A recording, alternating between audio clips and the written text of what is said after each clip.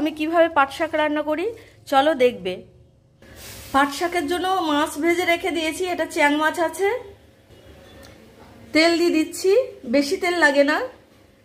তেল গরম হয়ে গেছে, জিরে ফোড়ন দিয়ে দিলাম। দেখো জিরেটা হয়ে গেছে।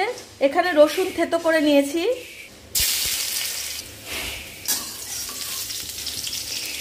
দেখো রসুনটা লাল লাল করে ভাজা হয়ে গেছে।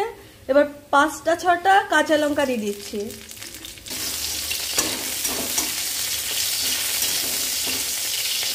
নাড়িয়ে চাড়িয়ে নিলাম। এবার পাট শাকগুলো দিয়ে দিচ্ছি। পরিমাণ মতো হলুদ দিয়ে দিচ্ছি, স্বাদ মতো নুন দিয়ে দিচ্ছি। এবার নাড়িয়ে চাড়িয়ে একটু গরম জল ঢেলে দেবো, কারণ সবসময় গরম জলই আমি তরকারিতে দিই। গরম জল ঢেলে দিচ্ছি। ঝোল উতরে গেছে, মাছগুলো দিয়ে দিচ্ছি।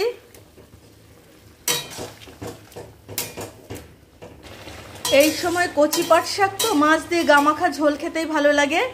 এরপরে পাট শাক যখন বুড়ো হয়ে যাবে তখন আবার পাট শাক ভাজা খেতে ভালো লাগবে।